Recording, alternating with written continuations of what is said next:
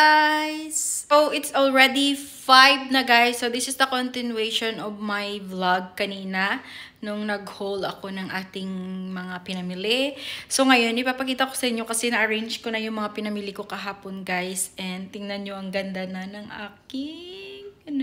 Parang dinagdagan ko lang siya guys kasi para hindi siya masyadong boring or parang walang laman. So, ipakita ko sa inyo. So, yan yung binili ko kahapon na dalawang basket guys. Ang ganda na ng design. And then, ito din yung mga bagong pot na binili ko. Namin ni Craig dalawa rather. So, di ba parang ang pantay niya sa kasi yung hallway namin dito sobrang haba. So, ngayon sabi ko dapat maging ano siya na parang mahaba kasi parang dito lang center lahat. Wala na dyan, wala na ganyan lang. So, sabi ko, lagyan natin ng dalawang plant. And then, itong dalawang basket. Then, yung mga naka-arrange dyan, same pa rin. Pero nag-add lang ako nitong wooden na binigay yan sa akin ni mother-in-law guys. So, dinisplay ko lang together with my books para mag-add ng height sa ating display. And then, naglagay din ako nitong fake plant dyan. So, para may green din siya kahit papano. And then, ito yung binili ko kahapon na display dun sa second-hand shop. So, nabili ko lang yan ng $6 guys. So, ayan pa yung price niya dyan. Ay, $12 pala. $12.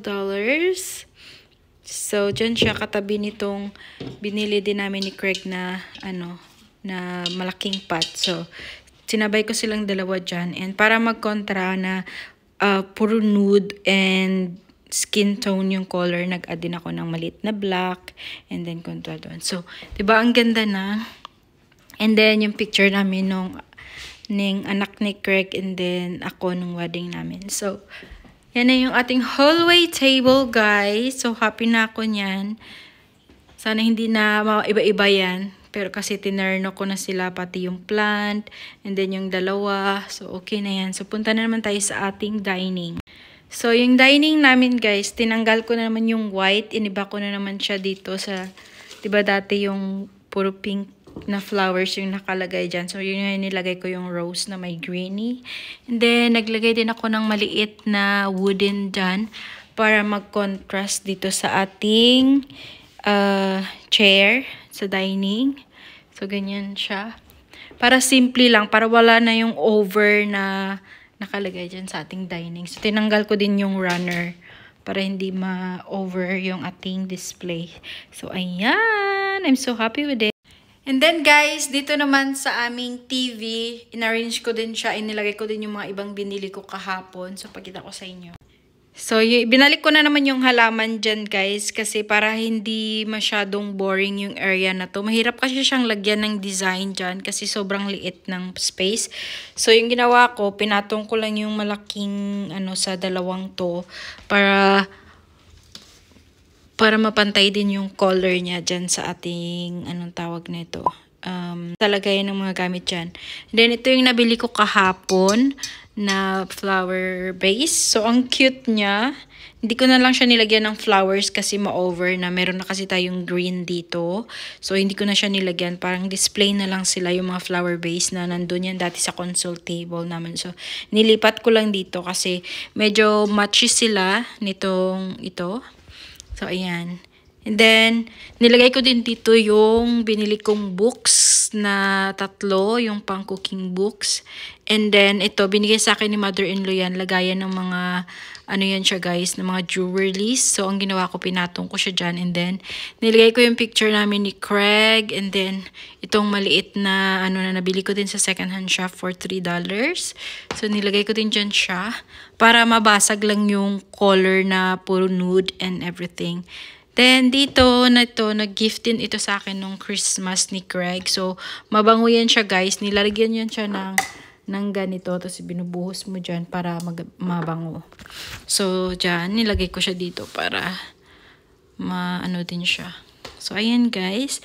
And then, dito naman, ayaw ko kasing makita yung mga gaming controller namin ni Craig. So, tinakpan ko siya neto nung this diffuser namin. Ito regalo din ito sa akin nung wedding namin. Ay, regalo sa amin nung wedding. So, yung color niya nagbagay sa mga kulay dito. So, nilagay ko siya dyan. And then, ito, may maliit na tayo na flower and granny dyan. Para lang din makontrast yung color. So, di ba hindi na masyado makita yung aming gimmer. Ito na lang kasi talaga siya, oh. But it's okay.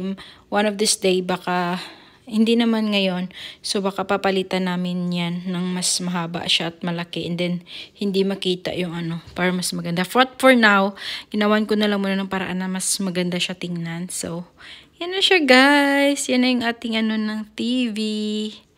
Yan. Next naman guys, itong sa aming coffee table. So, sa coffee table namin, ito naman yung nilagay ko. So, ito yung mga books din na binili ko nung nakaraan. Ay, kahapon pala, ito yon kasama nung books doon. So, ito din yung candle na display ko lang yun siya. Ayaw ko siyang gamitin. Then, ito, may diffuser na naman ulit tayo dito. Ito yung paborito kong ano guys, ang bango nito guys, sobra. Ang bango niyan. Marami ako, meron din ako doon. And then, ito, yung mga nabili naming lagayan ng mga mugs, kung magkakape kami dito. So, display ko din siya. Para kahit pa paano may kulay dito na dark, na wooden. Ayan, pinartner ko siya dyan din. Pinatong ko lang yung diffuser. Then, ito, pag nagkakape kami ni Craig, pwede ito yung gamitin namin. Or pwede ko din ito ilagay sa aming bathtub. Pero sa ngayon kasi yung anak ni Craig yung gumagamit ng toilet na yun. So, hindi ko na, ay, ng shower na yun. So, hindi naman, basta hindi ko na muna siya ilalagay. Maybe someday. For now, dito lang muna yan siya. Para pwede din namin gamitin pag nagkape. And then, bumili din ako netong malaking base na to. Tapos dito ko nilagay yung flower para lang din maano yung table natin. Mas maganda siya tingnan, 'di ba? So ayan. So I love it na guys. Ganyan yung ating settings ng table diyan. So yung plant ko pala diyan, yan na yung nilagay ko doon. Doon ko siya nilagay.